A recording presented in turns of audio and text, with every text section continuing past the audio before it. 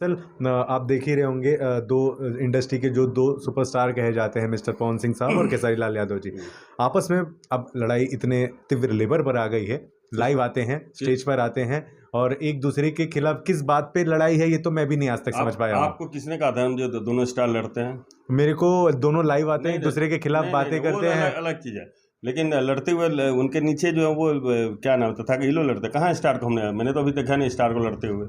अभी नहीं देखा आपने? अभी कुछ देर पहले ही खेसारी लाल यादव जी आए थे और उन्होंने कहा मेरे यूट्यूबर को क्यों किया। अभी पवन जी जो है कल आए थे स्टेज से, विशाल सिंह को लेकर बोले हैं और काफ़ी लोग उनके सपोर्ट में भी बोल रहे थे कि छेदो मत, इनको छेड़ो मत, कहे से होई, ये सब डायलॉग लाइव पे ही दिखाई दे रहा है ना।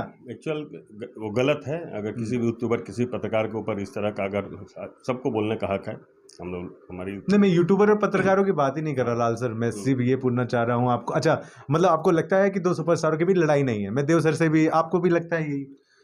देखिए, जो हमें सामने दिख रहा है, चाहे उसे आप इंटरटेनमेंट समझ लो या एडवर्टाइजमेंट समझ लो या टीआरपी की बात समझ लो, मैं बहुत दूर की बात बोल रहा हूँ।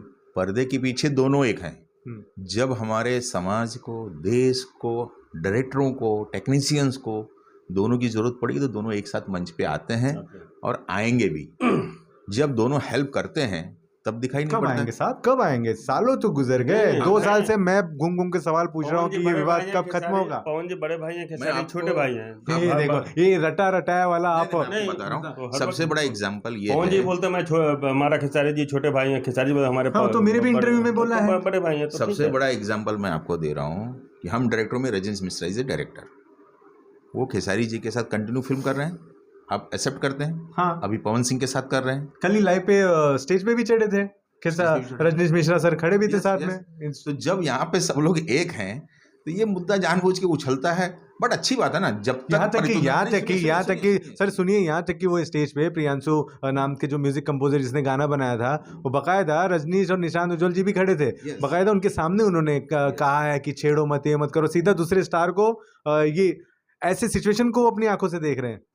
देखिए, अगर आप मुद्दों को सुलझाने जाओगे तो जब तक दोनों एक स्टेज पे बैठ के आमने सामने डिबेट ना कर लें तब सारे मुद्दे बेकार हैं। चलिए ठीक है, बट हमारे लिए ये अच्छा है कि वो डायरेक्टर चाहे पवन सिंह को लेके करे या खेसारी जी को लेके करे या XYZ किसी को भी लेके करे, प्रोड्यूसर भी सेम है, जो खेसारी को भी लेके बना रहा है पवन सिंह को भी लेके बना रहा है, डायरेक्टर भी वही है, जो खेसारी को भी लेके बना रहा है वही पवन जी को भी लेके बना रहा है। तो इसके लिए हमें कभी ऐसा लगा नहीं कोई झगड़ा है या मुद्दा, हम कहीं भी काम कर रहे हैं, किसी के साथ भी काम कर रहे हैं। आपको नहीं लगा? अपना पर्सनल व्यूज हो सकते हैं उनके, बिल्कुल बट ये पूरी इंडस्ट्री जानती है कि पर्दे के पीछे दोनों एक हैं। दोनों हैं, पर्दे के पीछे दोनों एक है। बहुत बड़ा बयान देव जी की तरफ से। आप मेरे को खाली इतना सा बता दो, कुछ देर आपने कहा कि उनके लोग लड़ते हैं, यूट्यूबर लगते हैं। अरे साहब, मार काट की बात हो गई। कल एक यूट्यूबर को ऐसा कहा जा रहा है, ऐसा वो खुद आकर वीडियो पे कह रहा है कि उसे बाकायदा रूम के अंदर बंद किया गया है और उसे मारा गया, पीटा गया, मतलब यहाँ तक नौबत आ चुकी है। अब और क्या नहीं होनी चाहिए, गलत है। देखिए, दोनों चीज गलत है। जितनी भी खबरें चल रही है, पवन जी के छोटे भाई खेसारी लाल यादव का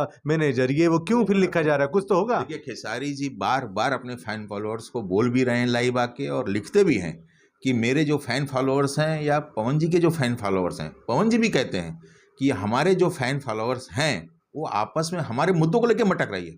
आप उनकी भी चीज़ों को देखिए, हमारी भी चीज़ों को देखिए और दोनों को प्रमोट करिए।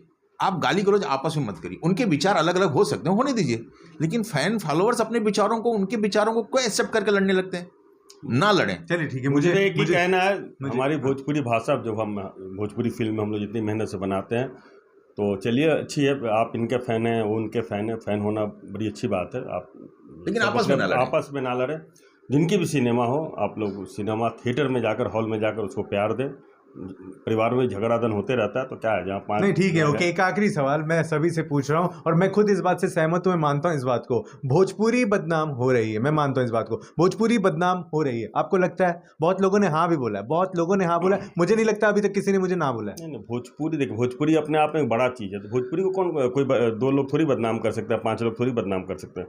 भोजपुरी भाषा को कोई बदनाम नहीं कर सकता। हाँ, आप सिनेमा और क्या नाम है, एल्बम, ये सब कह सकते हैं जो तथाकथित, लेकिन ऐसा नहीं है। 23 करोड़ भोजपुरी से पहचान है साहब, पहचान है सर, हमारी 23 करोड़ भोजपुरी अगर हम लोग गूगल पे डालते हैं भोजपुरी तो आपके ही कलाकारों का तस्वीरें निकलता है, आपके ही कलाकारों भाई, का। आज भोजपुरी भाषा भोजपुरी अपने आप में का एक अलग है। बिजनेस करोड़ों टर्न ओवर में जा चुका है। उस बिजनेस को देखने के बाद ही जियो सिनेमा जैसे लोग, रिलायंस चैनल्स, आज 10 चैनल नए नए क्यों खुल रहे हैं? अगर बदनाम होती तो लोग आएंगे नहीं इस बिजनेस। जो बिजनेस बदनाम होता है उसमें कोई कूदता नहीं है। इसका मतलब हमारी भोजपुरी भाषा का बिजनेस बहुत अच्छा है, इसलिए अलग अलग बिजनेसमैन जंप कर रहे हैं। आज इसका बिजनेस बहुत ऊपर चले गया तो है। आप मानते हैं कि इस लड़ाई से भोजपुरी को कोई फर्क नहीं पड़ता है, बदनाम हो रहा है, ये सब कहने वाली बात? कुछ नहीं, बहुत अच्छी अच्छी खूबसूरत फिल्में बन रही है। आज हमारी भोजपुरी फिल्म का बजट 5 करोड़ चले गया है। आज हमारी कम से कम 30-35 फिल्में अब तक, चाहे ऐसी फिल्म हो या नीरवा जी ने हो या रत्नाकर जी हो, कोई भी हो, इन लोगों ने विदेशों में अपनी पिक्चरों को शूट किया है भोजपुरी को लेकर। इस झगड़े के आपकी फिल्म को फर्क पड़ता है, आपके काम को फर्क पड़ता है, आपकी फिल्म बेचने के लिए जाएंगे उस पर फर्क पड़ता है, आपके स्टारों को फर्क पड़ता है इस झगड़े से? नहीं, इस झगड़े से कोई फर्क नहीं पड़ता। हमारी अच्छी फिल्म होगी, फिल्म चलेगी, फिल्म बिकेगी। फिल्म अच्छी बनेगी तो फिल्म बिकेगी। और अभी शूट चल रही है रंग दे बसंत, वो भी बहुत हाई बजट के साथ के रोशन जी बना रहा है। तो बड़ी बड़ी सिनेमा बन रही है, अभी संघर्ष बनी है बड़ी सिनेमा, हर हर गंगे बनी है बड़ी सिनेमा। तो लोग कोशिश कर रहे हैं सिनेमा को और बड़ा कैनवास में लाने के लिए। तो मुझे आशा है कि अपने ऑडियंस, हमारे जो दर्शक को प्यार मोहब्बत देंगे। एक आखिरी सवाल देखिए, तमाम लोग हमेशा बार बार बोलते रहते हैं और मैं पत्रकार हूँ तो मेरे ज़रिए मैं सवाल आप तक पहुँचा देता हूँ।